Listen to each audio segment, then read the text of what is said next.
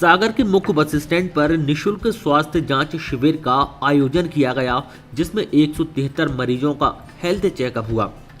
इसको लेकर डॉक्टर तलहा साद ने जानकारी देते हुए बताया कि इस स्वास्थ्य जांच शिविर में 89 परिवहन वाहनों के चालक और परिचालकों के अलावा 84 सामान्य लोगों की सांस संबंधी परेशानियों, ब्लड प्रेशर, शुगर और कोलेस्ट्रॉल की जांच निःशुल्क की गई है। साथ ही मुफ्त दवाएं भी वितरित की गई। इस शिविर में 6 शुगर, 9 ब्लड प्रेशर और 11 कोलेस्ट्रॉल के नए मरीज मिले, जिन्हें अपनी बीमारी के बारे में मालूम नहीं था। 17 सांस के नए मरीज कंप्यूटरीकृत सांस की जांच से पाए गए, जिन्हें तत्काल दवाई दी गई। मुख्य बात ये रही कि इन्हें सांस की तकलीफ पहले से थी, लेकिन समय के अभाव में कभी वो सही जांच नहीं करा पाए थे। शिविर सुबह 10 बजे से दोपहर 3 बजे तक आयोजित हुआ। बता दें कि बुंदेलखंड मेडिकल कॉलेज के टीबी, चेस्ट रोग विभाग, इंडियन मेडिकल एसोसिएशन और नर्सिंग होम एसोसिएशन द्वारा मुख्य बस स्टैंड पर निःशुल्क स्वास्थ्य जांच शिविर का आयोजन हुआ था। इसमें doctor Satyendra Mishra, doctor Sirothia, doctor Manish Jha, doctor Sanjeev Mukharia, doctor Rajesh Jain, doctor Rajesh Patel ने महत्वपूर्ण योगदान दिया।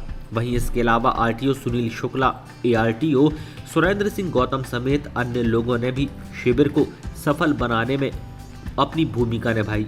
आज टीबी चेस्ट विभाग, बुंदेलखंड गवर्नमेंट मेडिकल कॉलेज और इंडियन मेडिकल एसोसिएशन और नर्सिंग होम एसोसिएशन सागर के तत्वाधान से एक हेल्थ शिविर जो है लगाया गया है। इस हेल्थ शिविर में वर्ग विशेष जो ऑटो चालक हैं और जो बस चालक हैं, उनके लिए ये हेल्थ शिविर लगाया गया है।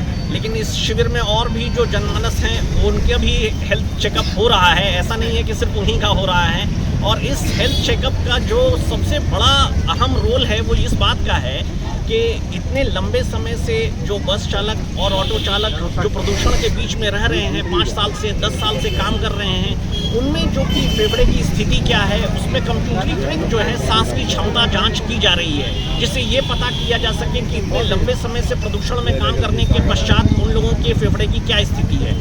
और साथ ही साथ क्या होता है कि आप जब लंबे समय के लिए अगर बस में अगर आप 5 घंटे 6 घंटे ऐसे में चल रहे होते हैं बस चालक के साथ, और अगर उनको कोई संक्रमण होगा और दूसरे लोगों को भी संक्रमण होने का खतरा बढ़ सकता है। इस प्रकार के हेल्थ शिविर से उनको काफ़ी सहायता मिलेगी और आने वाले समय में भी अपन इसी तरह के और हेल्थ शिविर लगाएंगे। आज जो कि नए मरीज जो हमें मिले हैं, उनको भी चेकअप के लिए मेडिकल कॉलेज बुलाया है और भी जो आने वाले समय में हेल्थ शिविर लगाएंगे, इससे काफ़ी सहायता मिलेगी। हम सब के बीच जो है नर्सिंग होम एसोसिएशन के अध्यक्ष डॉक्टर संजीव मुखारिया सर हैं और इंडियन मेडिकल एसोसिएशन के अध्यक्ष डॉक्टर मनीष झा सर हैं और हमारे वरिष्ठ चिकित्सक में डॉक्टर एसएम सिरोठिया सर हैं। सिरोठिया सर से 2 शब्द कहने के लिए धन्यवाद डॉक्टर तलहा साद जी और डॉक्टर सत्येंद्र मिश्रा जी। सबसे पहले तो मैं ये कहना चाहूँगा कि आप लोगों ने एक बहुत ही मानवीयता का कार्य यहाँ किया है इस शिविर के माध्यम से, क्योंकि जांच जो है वो उपचार से ज़्यादा महत्वपूर्ण होता है। यदि जांच में कोई ऐसा मरीज जिसको खुद मालूम नहीं था, जिसको लक्षण नहीं प्रकट हो रहे थे बीमारी के, और आज के इस निदान शिविर में यदि उसकी कोई बीमारी पकड़ में आती है तो निश्चित रूप से ही उसको आने वाले समय में बहुत अधिक फायदा होगा और वो गंभीर बीमारी के परिणामों से बच सकता है।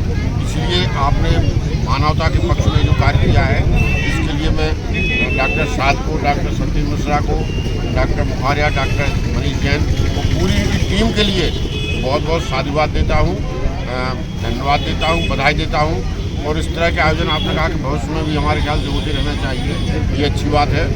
2 पंक्तियों में मैं अपनी बात कहूँगा कि सेवा का पथ कठिन भले हो लेकिन साथी मिल जाते हैं, मौसम करवट लेता है तो वीराने भी खिल जाते हैं। बहुत बढ़िया, बहुत बढ़िया। मुझे लग रहा है कि सागर में जो चिकित्सा का एक मौसम है वो करवट ले रहा है और वो सेवा की तरफ बढ़ रहा है। इसके लिए पुनः एक बार आप सबको बधाइयाँ, साधुवाद।